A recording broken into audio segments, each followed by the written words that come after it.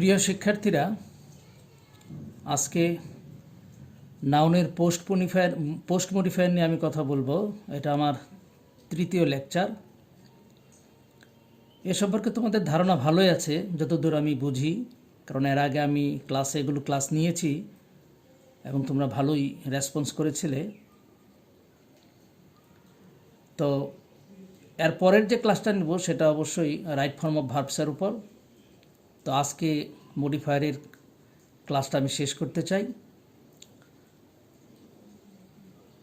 তো নাউনের post modifier হিসেবে কি কি বসতে পারে adjective, adverb, appositive, prepositional phrase, present participle, past participle,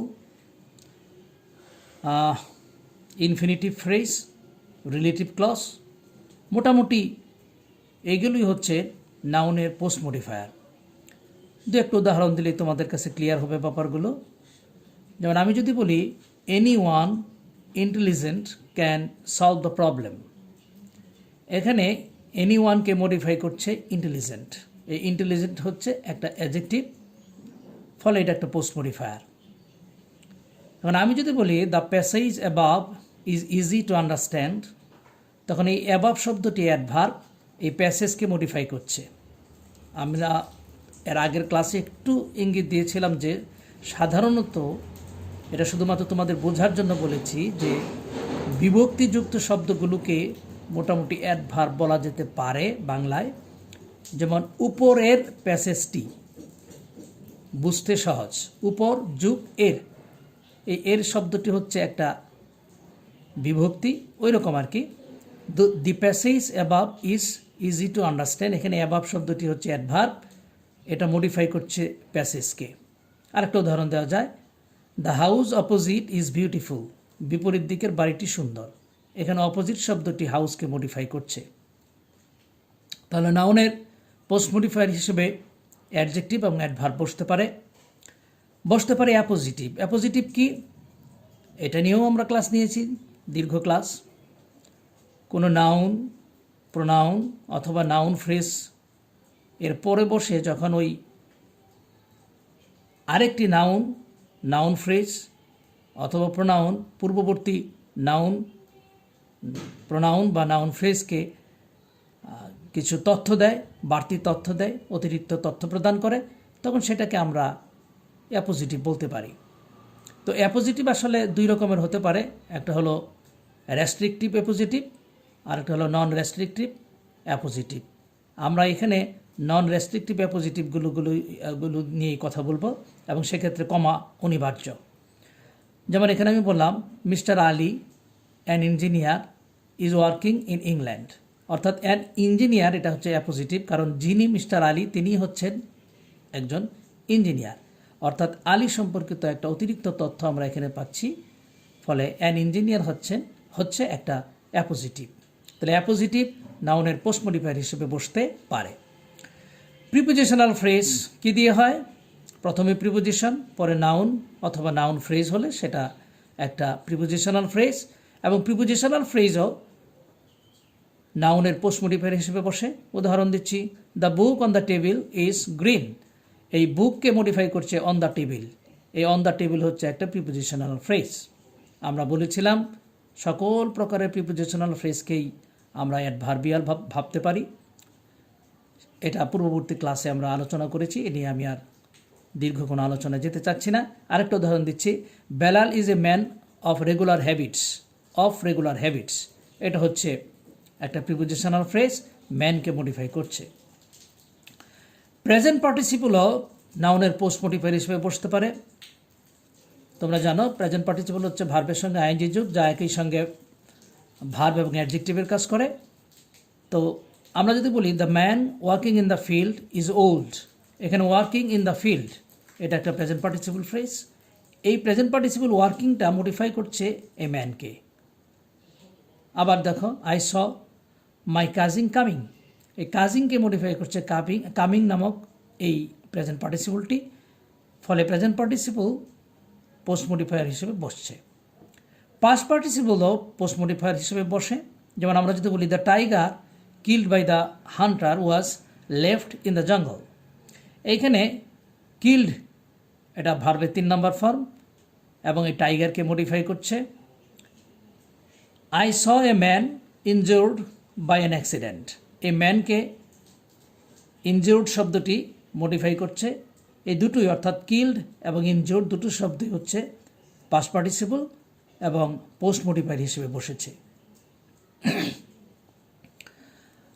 নাউনের পোস্ট মডিফায়ার হিসেবে ইনফিনিটিভ ফ্রেজও বসতে পারে। ইনফিনিটিভ তো তোমরা ভালো করে জানো, টু এর পরে ভার্বের বেস ফর্ম যদি বসে তাহলে সেটা সাধারণত ইনফিনিটিভ, এবং এরপরে অবজেক্টটাও থাকতে পারে, যেমন টু রাইট টুমোরো, যেমন I have an essay to write tomorrow. To write tomorrow এই অংশটা হচ্ছে ইনফিনিটিভ ফ্রেজ, এই টুমোরোটা হচ্ছে আমাদের অ্যাডভার্ব। তো এই টোটালটা মিলে একটা ইনফিনিটিভ ফ্রেজ, সেটা এসে শব্দটিকে মডিফাই করছে এবং পরে বসার কারণে এটা post modifier. Relative clause, relative pronoun দিয়ে যে ক্লজ তৈরি হয় সেটা রিলেটিভ ক্লজ। সেই রিলেটিভ ক্লজও পূর্ণাঙ্গ একটা রিলেটিভ ক্লজও একটা নাউনকে পোস্ট মডিফাই করতে পারে। যেমন আমরা যদি বলি this is the pen which I bought yesterday, এখানে দিস ইজ দি পেন, এই পেনকে মডিফাই করছে হুইচ আই বট ইয়েস্টারডে, এটা একটা রিলেটিভ ক্লজ। এই পূর্ণাঙ্গ ক্লজটি এই পেনকে মডিফাই করছে। আরেকটা উদাহরণ দেওয়া যায়, the man who came here is my friend, who came here এটা ম্যানকে মডিফাই করছে। তো তাহলে আমরা বুঝতে পারলাম নাউনের পোস্ট মডিফায়ার হিসেবে বসতে পারে adjective, adverb, appositive, prepositional phrase, present participle, past participle, infinitive phrase, relative clause ইত্যাদি। তো এই বিষয়গুলো তোমরা ভালো করে খেয়াল করবে, এগুলো খুব একটা কঠিন কিছু না। নাউনের প্রি মডিফায়ার এবং পোস্ট মডিফায়ার আমাদের শেষ হলো। এখন আমরা যদি অ্যাডজেক্টিভের মডিফায়ারের কথা ভাবি, তাহলে অ্যাডজেক্টিভের প্রি মডিফায়ার হতে পারে অ্যাডভার্ব, যেমন আই ওয়াজ ভেরি অ্যাংশাস, এই ভেরি শব্দটি হচ্ছে একটা অ্যাডভার্ব, অ্যাংশাসকে মডিফাই করছে, অ্যাংশাস হচ্ছে adjective. You are quite right, right হচ্ছে অ্যাডজেক্টিভ, কোয়াইট হচ্ছে অ্যাডভার্ব। তাহলে অ্যাডভার্ব অ্যাডজেক্টিভের প্রি মডিফায়ার হিসেবে বসতে পারে। তাহলে অ্যাডজেক্টিভের পোস্ট মডিফায়ারটা কীরকম হতে পারে? এটা হতে পারে ইনফিনিটিভ ফ্রেজ অথবা অ্যাডভার্ব, যেমন he is old enough to solve the problem, এখানে এনাফটা হচ্ছে অ্যাডভার্ব, এটা ওল্ডকে মডিফাই করছে। এছাড়াও ইনফিনিটিভ ফ্রেজও হতে পারে, যেমন হি ইজ এগার টু ডু দ্য ওয়ার্ক, এখানে টু ডু দ্য ওয়ার্ক অর্থাৎ টু ডু এই ইনফিনিটিভটা মডিফাই করছে এগারকে। এটা গেলো অ্যাডজেক্টিভের মডিফায়ার হিসেবে দেখালাম, এগুলো অ্যাডজেক্টিভের প্রি এবং পোস্ট মডিফায়ার। এখন অ্যাডভার্ব নিয়েও 2-4টা কথা বলা প্রয়োজন। সেক্ষেত্রে আমার একটা শিট ছিল, সেই শিটটা অনেকেই হয়তো পেয়েছো, আমি জানি না সবাই পেয়েছো কিনা, তবে শিট দিয়ে এটা আলোচনা করতে একটু সুবিধা, তাই আমি বলে দিচ্ছি। একটি অ্যাডভার্ব আরেকটি অ্যাডভার্বকে মডিফাই করতে পারে। এছাড়া ইনফিনিটিভ ফ্রেজ ও অ্যাডভার্বকে মডিফাই করে, যেমন হি ওয়াজ ভেরি স্লোলি, এই ভেরি শব্দটি প্রি মডিফায়ার হিসেবে বসেছে, স্লোলিকে মডিফাই করলো। He spoke too slowly to hear, এখানে পোস্ট মডিফায়ার হিসেবে ইনফিনিটিভ ফ্রেজ, এই যে to hear. He is early to get it is early to get mangoes in the market, এখানে পোস্ট মডিফায়ার হিসেবে ইনফিনিটিভ ফ্রেজ বসেছে। Adverb সাধারণত ভার্বকে modify করে, অ্যাডজেক্টিভকে modify করে, আবার অ্যাডভার্ব অন্য আরেকটি অ্যাডভার্বকেও মডিফাই করতে পারে। যেমন উদাহরণগুলো আবার দেখাচ্ছি আমি।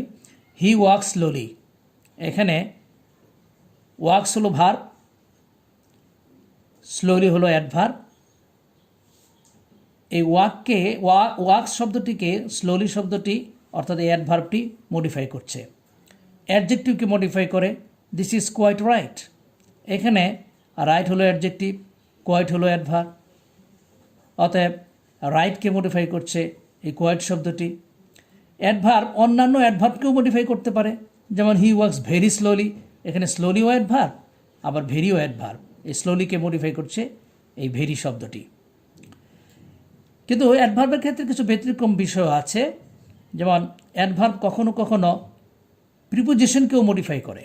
যেমন এখানে একটা উদাহরণ তোমাদেরকে দিচ্ছি, the plane flew exactly over our head. এই এক্স্যাক্টলি এই শব্দটা একটা অ্যাডভার্ব, এটা ওভার এই প্রিপোজিশনকে মডিফাই করলো। আমি যদি বলি he is just below me, এই জাস্ট শব্দটি এই বিলোকে মডিফাই করলো। বিলো একটা প্রিপোজিশন, জাস্ট একটা অ্যাডভার্ব, ওইরকম আর কি। The plane flew exactly over our head.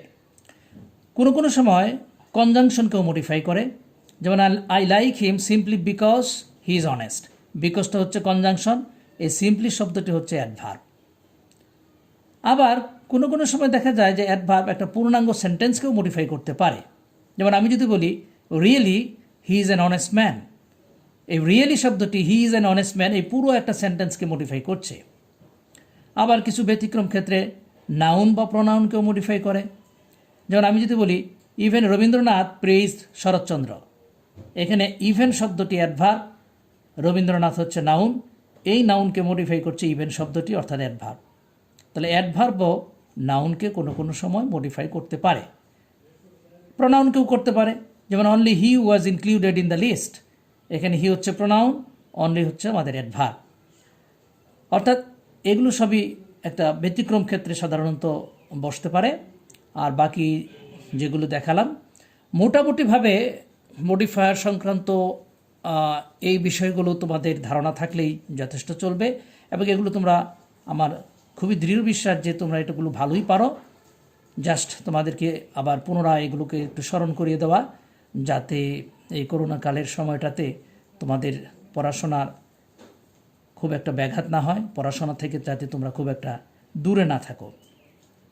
যাদের এই শীটটি দরকার তাদেরকে আমি এখানে ছবি তুলে মেসেঞ্জারে দিয়ে দিতে পারবো, তোমরা চাইলে সেটা মেসেঞ্জারে আমাকে জানাতে পারো।